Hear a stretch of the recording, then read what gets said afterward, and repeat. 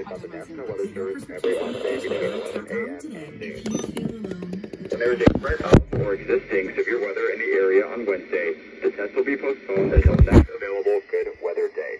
The warning alarm